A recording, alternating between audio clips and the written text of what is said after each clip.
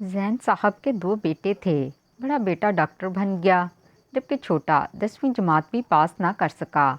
एक दिन जैन साहब ने गुस्से में अपने छोटे बेटे को मार मार कर घर से निकाल दिया और डॉक्टर बेटे के साथ रहने लगे। इसकी शादी हुई तो इसकी बीवी ने उन्हें साथ रखने से इनकार कर दिया। वो घर से निकले तो सड़कों पर धक्के खाते एक बड़े से बंगले के आगे बैठकर भीख मांगने लगे। इतने में बंगले से एक शानदार गाड़ी निकली और ये देखकर उनकी आंखें फटी रह गईं कि उस गाड़ी में छोटा बेटा। दफ़ा हो जाओ मेरे घर से, तुम्हारी यहाँ कोई जगह नहीं है। जैन साहब ने हाथ पकड़कर छोटे बेटे उबैद को धक्का मारा था। बाप का ये रवैया देखकर उबैद की आंखों में आंसू आ गए। कहने लगा, बाबा एक दफ़ा मेरी बात तो सुन लें। जैन साहब गुस्से में कहने लगे, क्या सुनूं? ये देख तेरा नतीजा, एक पेपर में फ़ेल हो गया है। इस दिन के लिए मैंने तुझे स्कूल भेजा था। तेरी इतनी फीसें भरी थीं कि तू 10वीं जमात में फ़ेल होकर घर आ जाए। बड़े भाई को देख, कुछ सीख इससे। इसका डॉक्टरी का आखिरी इम्तिहान है, इसके बाद वो पूरा डॉक्टर बन जाएगा। इसने पूरे मोहल्ले में हमारा नाम रोशन कर दिया है। इसकी वजह से मैं फ़ख्र से कंधे चौड़े करके चलता हूँ। लेकिन तूने तो पूरी तरह मेरी इज्जत खाक में मिला दी है। कल को तेरे मास्टर साहब मुझे बुलाकर इस नतीजे के बारे में पूछेंगे तो मैं क्या जवाब दूंगा? मोहल्ले वाले अलग सवाल करेंगे। मेरी तो नाक ही कट गई है। जैन साहब गुस्से में कुर्सी पर बैठे अपना सर पकड़कर रोने लगे। अब्बा मेरी बात सुने, मुझे माफ़ कर दें। अबैद इनके कदमों में बैठ गया। मैं आपको बताता हूँ कि मैं फ़ेल क्यों हुआ। जैन साहब ने इसे एक धक्का दिया और कहने लगे, तेरे पास बचपन से ही हर गलती का कोई ना कोई जवाब होता है, लेकिन ये ज़िंदगी गलतियों पर नहीं चलती। लोग इसी को पूछते हैं जो कामयाब होता है। जिसके पास बड़ा घर हो, बड़ी गाड़ी हो, अच्छी नौकरी हो, वही कामयाब कहलाता है। तो 10वीं फ़ेल ज़िंदगी में क्या कर सकता है? देख अपने भाई को, सारे मोहल्ले में इसकी कैसी इज्जत है। हर कोई इसे सलाम करके जाता है, लेकिन तुझे देखकर तो कोई बात करना भी गवारा नहीं करता। कल भी मोहल्ले के कुछ बुजुर्ग कह रहे थे, बड़े बेटे को काबिल बना दिया, छोटा नालायक रह गया। इस पर तवज्जो क्यों नहीं देते? मैं क्या बताऊं इन्हें कि मैंने तो दोनों को ही पढ़ाने की कोशिश की है, लेकिन तूने तो कसम खाई है कि मेरी हलाल की कमाई को हराम करेगा। सारी ज़िंदगी मैंने बच्चों के खिलौने बेच बेच कर मेहनत की है। इसी कमाई से तुम दोनों को पढ़ाने की पूरी कोशिश की, लेकिन तूने मेरी ज़िंदगी भर की मेहनत को खाक में मिला दिया। जा, तू अभी और इसी वक्त घर से निकल जा। इसके बाद तुझे जो करना है कर, कोई तुझसे कुछ नहीं कहेगा। जैन साहब ने उबैद को एक ज़ोरदार धक्का मारा था। वो पीछे की तरफ गिरा और मदद तलब नज़रों से बड़े भाई को देखने लगा, लेकिन बड़े भाई शुहेब के चेहरे पर मकारी वाली मुस्कुराहट थी। इसे हमेशा से ही उबैद से बड़ी जलन थी, क्योंकि वो माँ का लाडला था, जबकि शुहेब बड़ा होने के बावजूद भी माँ का लाडला ना बन सका था। इसलिए वो छोटे भाई से बहुत चिढ़ता था। कहने लगा, बाबा आप ठीक कर रहे हैं, चंद दिन के लिए इसे घर से निकालें, इसकी अक्ल खुद टिकाने आ जाएगी। बजाय इसके कि वो भाई की मदद करता, उल्टा इसने बाप को उबैद के ख़िलाफ़ भड़काया था। उबैद गुस्से में कहने लगा, अच्छी तरह जानता हूँ आपको, मेरे ख़िलाफ़ आप ही बाबा के कान भरते हैं। मैं इम्तिहान में क्यों फ़ेल हुआ, मैं इसकी वजह बताना चाहता हूँ, लेकिन आप लोग कुछ सुनने को तैयार ही नहीं हैं। शुहेब कहने लगा, तेरे झूठे बहानों से हमें कोई लेना देना नहीं है। अब्बा ने कह दिया तो चले जा, किसी काबिल बन जा तो फिर लौट आना, लेकिन यूँ अब्बा का जीना मुश्किल ना कर। तेरी वजह से हर जगह ही हमें शर्मिंदगी उठानी पड़ती है। अम्मा ने तुझे पूरी तरह बिगाड़ रखा था, मगर अब अम्मा नहीं रही जो तुझे अपने पल्लू में छुपा लें। शुहेब की बात सुनकर जैन साहब कहने लगे, ये सब तुम्हारी माँ का किया धरा तो है, जिसने लाड प्यार करके तुम्हें इस हालत में पहुँचा दिया। मैंने 1000 बार तुम्हारी माँ से कहा कि तुम्हें इतना लाड ना करे, लेकिन मरते मरते भी वो तुम्हें अपने पल्लू में ही छुपाती रही। अब तुम दफ़ा हो जाओ और दुनिया की धूप खाओ, ताकि तुम्हें पता चले कि बाप के बगैर तुम्हारी क्या हैसियत है। जैन साहब ने हाथ पकड़कर उबैद को घर से बाहर किया और घर का दरवाज़ा बंद कर दिया। उबैद के पास कहीं जाने का कोई ठिकाना नहीं था। वो दरवाजे पर खड़ा दरवाज़ा पीटता रहा। जैन साहब अपने कमरे में चले गए और शहेब वहीं पाँव पर पाँव रख कर बैठ गया। اس کی سالوں پرانی خواہش پوری ہوئی تھی۔ وہ ہمیشہ سے ہی عبید سے نفرت کرتا تھا اور آج اسے گھر سے نکلوا کر وہ بہت خوش تھا۔ وہ ڈاکٹر بننے والا تھا۔ محلے میں ہر کوئی اس کی عزت کرتا تھا۔ اسے اس بات کا بڑا فخر تھا کہ میں نے بہت ساری کامیابیاں حاصل کی ہیں۔ باپ کی نظر میں وہ خاص ہو چکا تھا۔ ماں کا لاڈلا تو نہیں بن سکا تھا، لیکن اس نے باپ کے دل میں جگہ بنا لی تھی اور عبید کو باپ کی نظروں سے گرا دیا تھا۔ 6 سال چھوٹے بھائی سے نہ جانے اسے کیوں اتنی نفرت تھی۔ شاید یہ بچپن کی وہ حساس کمتریاں تھیں جو اب نکل رہی تھیں۔ زین صاحب کی بیوی فرزانہ بیگم عبید کو بہت پاس رکھتی تھیں، بہت محبت کرتی تھیں۔ عبید سے پہلے ان کے 2 بچے پیدا ہوتے ہی اس دنیا سے چلے گئے تھے۔ اسی لیے منتوں مرادوں کے بعد جب عبید کی زندگی بچی تو وہ ماں کا لاڈلا بن گیا، اور فرزانہ بیگم کا بس چلتا تو اسے کبھی نظروں سے اوجھل نہ ہونے دیتی۔ ہر وقت اس کا خیال رکھتیں، اس کے پاس رہتیں، اور یہی بات شہیب کو بہت چبھتی تھی۔ ایسا نہیں تھا کہ وہ بڑے بیٹے سے محبت نہیں کرتی تھیں، لیکن 2 بچوں کو کھو دینے کے غم نے انہیں عبید کے بہت قریب کر دیا تھا، اور ان کے اسی رویے کی وجہ سے شہیب کے اندر احساس کمتری پیدا ہو گیا تھا۔ اسے لگتا تھا کہ اس کی ماں اس سے نہیں عبید سے محبت کرتی ہے۔ جب تک ماں زندہ تھی شہیب اسی آگ میں جلتا رہا۔ اپنا آپ بنانے کے لیے اس نے پڑھائی کے ہر میدان میں کارنامے سر انجام دینے شروع کر دیے۔ دن رات وہ پڑھائی کرتا اور بہت اچھے نمبروں سے پاس ہوتا، جبکہ عبید پڑھائی میں کچھ خاص اچھا نہیں تھا۔ لیکن وہی بات تھی کہ جب تک ماں زندہ تھی زین صاحب عبید کو کچھ نہ کہہ سکے۔ اگر وہ عبید کو کچھ کہتے تو فرزانہ بیگم رونا شروع کر دیتیں، اسی لیے وہ خاموش تھے۔ لیکن کچھ عرصہ پہلے فرزانہ بیگم بھی اس دنیا سے چلی گئی، اور اس وقت عبید باپ کے سائے میں آیا تو اسے صرف اور صرف سختی ہی ملی، کیونکہ وہ چاہتے تھے کہ عبید کو صحیح راستہ دکھائیں۔ وہ اسے بھی شہیب کی طرح ہر قدم پر کامیاب دیکھنا چاہتے تھے۔ ان کی خواہش تھی کہ وہ بھی پڑھ لکھ کر ڈاکٹر بن جائے، لیکن عبید اپنے تعلیمی میدان میں بہت پیچھے رہ گیا تھا، اور شہیب نے انہیں بھڑکانے میں کوئی کسر نہ چھوڑی۔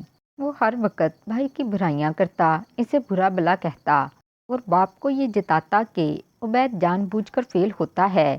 ابھی بھی اس نے نتیجہ آتے ہی باپ سے کہہ دیا تھا کہ عبید کو گھر سے نکال لیں تاکہ اس کا دماغ ٹھیک ہو، اور زین صاحب بڑے بیٹے کی باتوں میں آ کر عبید کو گھر سے نکال بیٹھے تھے۔ انہوں نے یہ بھی نہیں پوچھا تھا کہ عبید نے ایک پرچے میں 0 نمبر کیوں لیے۔ وہ ایبسنٹ شو ہو رہا تھا، تو اگر اس نے پرچہ نہیں دیا تو وہ کہاں تھا؟ عبید دروازہ پیٹ پیٹ کر تھک گیا تھا، اور پھر دروازہ بجنا بند ہو گیا۔ شہیب کے دل کو قرار آ گیا۔ اس نے اپنی زندگی کا سب سے بڑا کانٹا نکال پھینکا تھا۔ وہ باپ کی آنکھوں کا تارا بن گیا۔ عبید کے جانے پر زین صاحب کو بہت دکھ تھا۔ اپنے چھوٹے بیٹے کو وہ بھی بہت چاہتے تھے، لیکن اسے دنیا کی اونچ نیچ سکھانے کے لیے، سرد گرم دیکھنے کے لیے اسے گھر سے نکالنا انہیں ضروری لگا۔ انہیں یقین تھا کہ ایک دن ان کا بیٹا خوب کامیاب ہو کر گھر لوٹے گا، لیکن یہ ان کی غلط فہمی تھی۔ وہ شہیب کے ساتھ زندگی میں آگے بڑھنے لگے، ہر دن عبید کو یاد کرتے، لیکن اس دن کے بعد نہ ہی عبید دروازے پر آیا اور نہ ہی اس کا کچھ اتا پتہ تھا۔ انہوں نے کئی بار جاننے کی کوشش کی کہ وہ کہاں گیا ہے، لیکن کسی کو بھی اس کی کوئی خبر نہیں تھی۔ کبھی کبھی تو وہ بہت فکر مند بھی ہو جاتے اور رونے لگتے، اور یہ دیکھ کر شہیب کو برا لگتا کہ اس کا باپ ابھی بھی عبید کو یاد کرتا ہے۔ 3 مہینے گزرے اور سردی کا موسم آیا تو زین صاحب کو عبید کی بہت فکر ستانے لگی۔ کبھی کبھی تو ان کی مرحوم بیوی خواب میں انہیں بہت ناراض بھی دکھائی دیتی۔ انہوں نے ایک بار پھر عبید کو تلاش کرنے کی کوشش کی، لیکن شہیب نے انہیں روک لیا اور کہنے لگا، ابا اگر اسے ہم سے محبت ہوتی تو وہ خود پلٹ کر واپس آتا، لیکن اسے تو ویسے ہی آزادی چاہیے تھی، اسے آزادی مل گئی۔ اب آپ اسے تلاش کرنے کی کوشش نہ کریں، اگر کسی قابل بن جائے گا تو خود لوٹ آئے گا۔ زین صاحب کہنے لگے کہ سردی کی شدت دیکھو، اسے تو سردی برداشت بھی نہیں ہوتی، نہ جانے میرا بچہ کہاں ہوگا۔ میں نے اسے گھر سے نکال کر غلطی کی، مجھے اسے ڈانٹ ٹپٹ کر گھر میں ہی سمجھا لینا چاہیے تھا، کیا پتہ وہ میری توجہ میری محبت سے سمجھ جاتا۔ زین صاحب کو اپنی غلطی کا احساس ہو رہا تھا، لیکن شہیب بار بار یہی کہتا کہ بابا آپ نے جو کیا وہ ٹھیک کیا۔ اور پھر ایسے ہی دن مہینوں میں بدلتے چلے گئے۔ سال پورا ہوا اور شہیب کا MBBS مکمل ہو گیا۔ وہ باقاعدہ ایک سرکاری ہاسپٹل میں ڈاکٹر لگ گیا۔ اس دن زین صاحب بہت خوش تھے۔ انہوں نے پورے علاقے میں مٹھائی بانٹی۔ ہر کوئی انہیں مبارکباد دے رہا تھا۔ ساری زندگی کڑی محنت کر کے انہوں نے بیٹے کو اس مقام پر پہنچایا تھا۔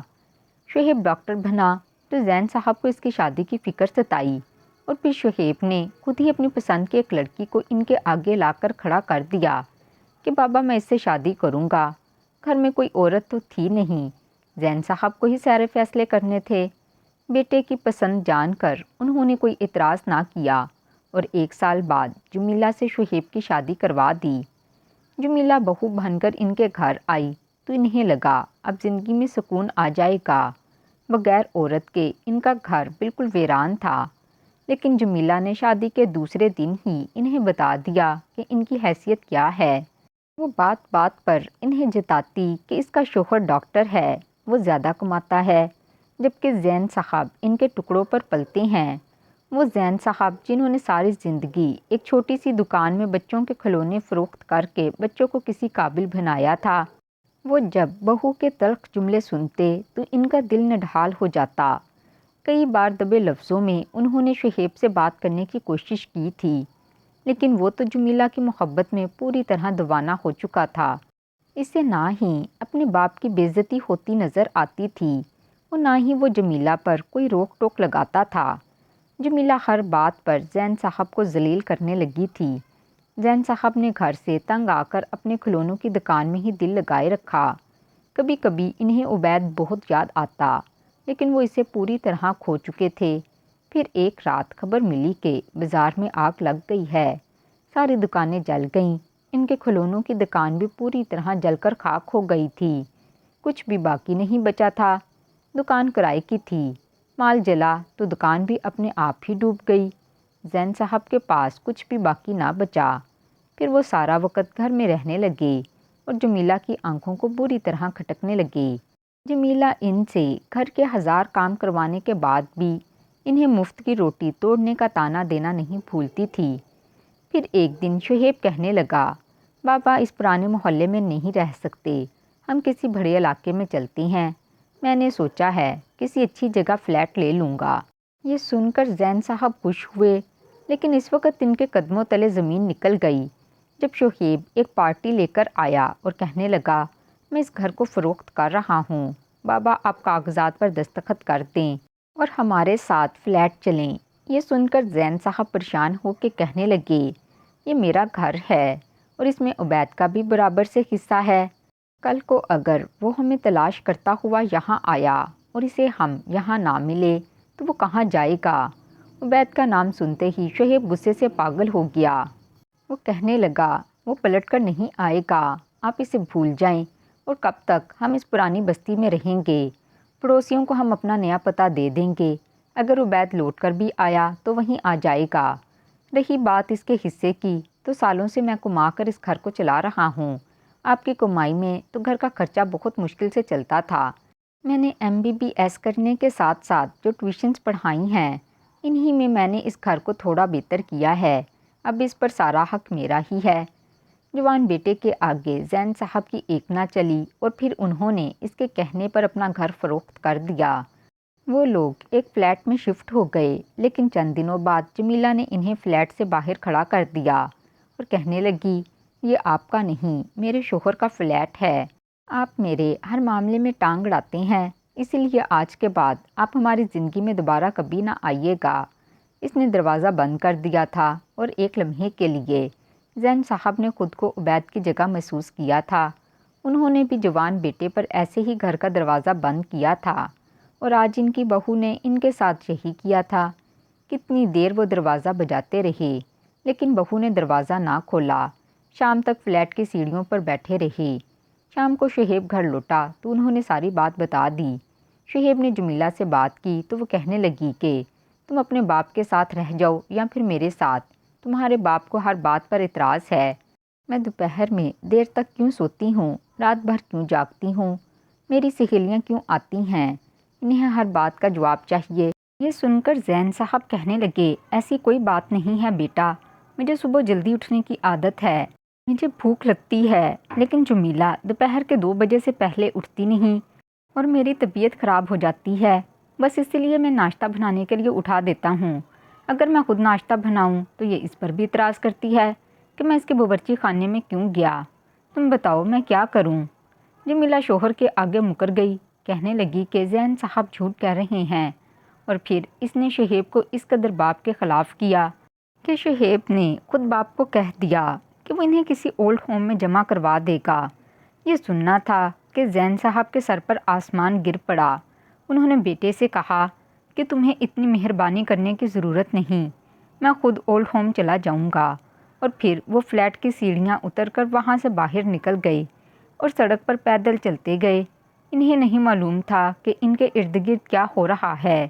ایک بار تو وہ کسی گاڑی کے سامنے بھی آ گئے۔ گاڑی والے نے ہارن بجایا اور ان پر چیختا چلاتا آگے بڑھ گیا، لیکن انہیں اس کے چیخنے چلانے کی آواز بھی نہیں آ رہی تھی۔ ان کی آنکھوں کے سامنے تو وہ ماضی تھا جس میں وہ فرزانہ بیگم اور ان کے 2 بچے آنگن میں موجود تھے۔ دونوں بچے ایک دوسرے سے کسی بات پر جھگڑا کر رہے تھے۔ شہیب نے عبید کو بری طرح دھکا دیا تھا۔ بیٹے کی اس حرکت پر فرزانہ بیگم نے اسے ڈانٹا تو شہیب روتے ہوئے کمرے میں بند ہو گیا، جبکہ عبید اپنی ماں سے کہنے لگا، ماں بھائی کی غلطی نہیں تھی، میں نے بھائی کو پہلے دھکا دیا تھا۔ عبید کی بات سن کر فرزانہ بیگم مسکرائی تھیں اور پھر انہوں نے روتے ہوئے شہیب کو خاموش کروایا تھا۔ پھر عبید نے خود اپنی ساری ٹافیاں شہیب کے ہاتھوں میں رکھ دی تھیں، جنہیں شہیب نے پوری طرح سمیٹ لیا تھا۔ دھیرے دھیرے ماضی کا ہر منظر ان کی آنکھوں کے آگے آ رہا تھا۔ شہیب ہمیشہ عبید کو دھکا دیتا، مارتا، گراتا، اور عبید آگے بڑھ کر اسے سینے سے لگا لیتا۔ امتحان میں عبید جب بھی مدد مانگنے کے لیے شہیب کے آگے کتابیں رکھتا تو شہیب بری طرح سے اسے جھٹک دیتا۔ اس نے کبھی عبید کی مدد نہیں کی تھی، البتہ جب رزلٹ خراب آتا تو وہ ضرور شکایت لگانے اپنے باپ کے آگے کھڑا ہو جاتا۔ اس وقت زین صاحب ان چھوٹی چھوٹی باتوں کو سمجھ نہیں پائے تھے، لیکن اب انہیں ہر بات یاد آ رہی تھی کہ کس طرح شہیب نے عبید کو زندگی کے ہر مقام پر دھکا دیا اور آخر میں اسے گھر سے ہی نکلوا دیا تھا۔ کاش کہ وہ پہلے اپنے بیٹے کے دل کی بات جان لیتے، جس نے آج انہیں گھر سے نکالتے ہوئے صاف لفظوں میں کہا تھا کہ زین صاحب کو اس سے نہیں بلکہ عبید سے زیادہ محبت ہے۔ اس نے بچپن سے ہی مرحومی دیکھی ہے، جبکہ یہ بات سراسر غلط تھی۔ زین صاحب اپنے دونوں ہی بچوں سے بہت پیار کرتے تھے، لیکن آج وہ سمجھ پائے تھے کہ شہیب کے دل و دماغ میں کیا چل رہا ہے۔ اس نے گھر بھی فروخت کروا دیا تھا، عبید کا حصہ بھی خود رکھ لیا تھا، اور اب زین صاحب کو بھی بے آسرا چھوڑ دیا۔ گرتے پڑتے وہ ایک بڑے سے بنگلے کے آگے جا کر بیٹھ گئے۔ درخت کے سائے کے نیچے اپنے ماضی کو یاد کرتے وہ آنسو بہا رہے تھے۔ اتنے میں سی بنگلے کا دروازہ کھلا اور ایک بڑی سی گاڑی بنگلے سے باہر نکلی اور تیزی سے آگے بڑھ گئی، لیکن ایک ہی جھلک میں انہوں نے اپنے چھوٹے بیٹے عبید کو دیکھ لیا تھا۔ وہ گاڑی کی پچھلی سیٹ پر سکون سے بیٹھا ہوا تھا۔ اتنے سالوں بعد اپنے بیٹے کو دیکھ کر ان کا دل تیزی سے دھڑک اٹھا تھا۔ وہ گاڑی کے پیچھے بھاگتے ہوئے بیٹے کو آوازیں دینے لگے اور پھر تھک کر سڑک پر ہی بیٹھ گئے۔ گاڑی کی سپیڈ زیادہ تھی، شاید ان کی آواز گاڑی تک نہیں پہنچ پائی تھی۔ کچھ دیر بعد گاڑی ریورس میں آئی اور ان کے قریب رک گئی۔ وہ نم آنکھوں سے گاڑی کی طرف دیکھنے لگے۔ دروازہ کھلا اور عبید فوراً ان کے پاس آیا اور بابا کہہ کر انہیں گلے سے لگا لیا۔ اس نے بیک ویو مرر سے اپنے باپ کو دیکھ لیا تھا۔ وہ دونوں باپ بیٹے گلے لگ کر آنسو بہا رہے تھے۔ زین صاحب نے بیٹے کے ہاتھ چومے اور کہنے لگے، کہاں چلا گیا تھا عبید؟ میں نے تجھے کہاں کہاں تلاش نہیں کیا، ہر موسم میں تجھے یاد کیا، ہر گزرتے دن کے ساتھ تیرا نام لیا، تو نے پلٹ کر گھر کا رخ کیوں نہیں کیا؟ عبید روتے ہوئے کہنے لگا، ابا میں ایک بار گھر آیا تھا، لیکن شہیب بھائی نے مجھے دروازے سے ہی بھگا دیا اور کہا کہ آپ مجھ سے نفرت کرتے ہیں، آپ کی زندگی میں میری کوئی جگہ نہیں ہے، اور اسی لیے میں دوبارہ پلٹ کر نہیں آیا۔ مجھے لگا کہ آپ بھائی کے ساتھ خوش ہیں، میں اپنی وجہ سے مزید آپ کو پریشان نہیں کرنا چاہتا تھا، لیکن آپ یہاں کیا کر رہے ہیں؟ آپ کی ایسی حالت کیوں ہو رہی ہے؟ اپنے باپ کو گرد و غبار میں اٹا دیکھ کر عبید کے دل پر چھریاں چل گئی تھیں۔ وہ سر جھکائے روتے ہوئے کہنے لگے، جس بیٹے پر مجھے بڑا ناز ہوا کرتا تھا، اسی بیٹے نے مجھے دھکے مار کر گھر سے نکال دیا، میرا گھر فروخت کر کے خود فلیٹ لے لیا، اور پھر اس کے فلیٹ میں میرے لیے جگہ نہ رہی۔ میں اولڈ ہوم جانا چاہتا تھا، لیکن نہ ہی راستوں کا پتہ ہے اور نہ ہی کسی بات کی کچھ سمجھ آ رہی ہے۔ کیا تم مجھے اولڈ ہوم پہنچا دو گے؟ باپ کی بات سن کر عبید کا کلیجہ چھلنی ہو گیا۔ کہنے لگا، ابا کیسی باتیں کرتے ہیں؟ میرے ہوتے ہوئے آپ اولڈ ہوم کیوں جائیں گے؟ اب میرے ساتھ چلیں۔ عبید نے باپ کو گاڑی میں بٹھایا اور پھر گاڑی واپس مڑ کر بنگلے میں دوبارہ داخل ہو گئی۔ زین صاحب حیرت سے پوچھنے لگے، بیٹا یہ گاڑی کس کی ہے اور یہ بنگلہ کس کا ہے؟ آگے باوردی ڈرائیور بھی بیٹھا ہوا تھا۔ عبید دھیرے سے مسکرایا اور کہنے لگا، یہ سب آپ کے بیٹے کا ہے، یہ گاڑی، یہ بنگلہ، یہ سب کچھ میرا ہے، لیکن آپ کے بغیر یہ سب کچھ ادھورا تھا۔ اب آپ آ گئے ہیں نا تو میری زندگی مکمل ہو گئی ہے۔ عبید کی بات سن کر زین صاحب بالکل ہکا بکا رہ گئے۔ کہنے لگے، تم تو 10ویں جماعت کا امتحان بھی پاس نہیں کر سکے تھے، پھر یہ سب کچھ کیسے ہو گیا؟ عبید مسکرا کر کہنے لگا، ابا ضروری نہیں کہ کامیاب ہونے کے لیے کتابوں کے رٹے لگائے جائیں، تعلیم تو بغیر کتابوں کے بھی حاصل کی جا سکتی ہے۔ میں نے کتابوں کے بغیر ہی بہت تعلیم حاصل کی، اور دیکھیں آج میں کتنا کامیاب ہوں۔ پھر وہ آہستہ سے کہنے لگا، آپ کو تو پتہ ہے کہ مجھے ہمیشہ سے کمپیوٹر کا بڑا شوق تھا۔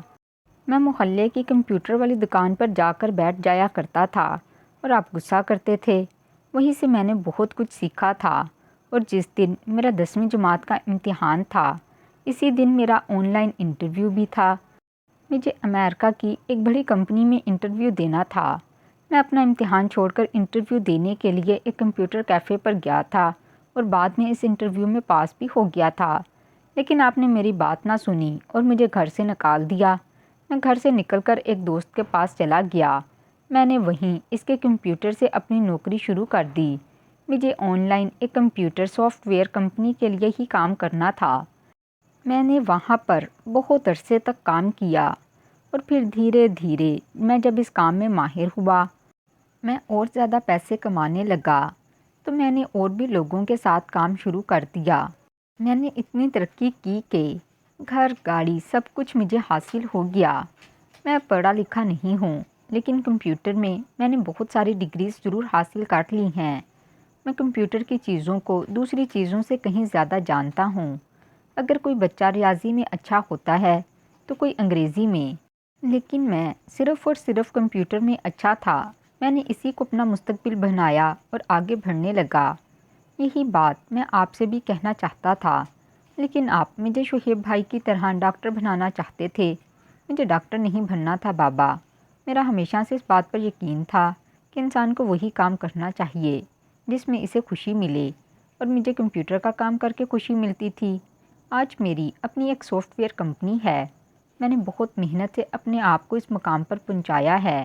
مجھے معاف کر دیں، میں ڈاکٹر تو نہ بن سکا، لیکن زندگی میں کامیاب ضرور ہو گیا ہوں۔ اگر آپ گھر سے نہ نکالتے تو شاید آج میں اتنا کامیاب نہ ہوتا۔ یہ کہہ کر عبید اپنے بابا کے ہاتھ چومنے لگا۔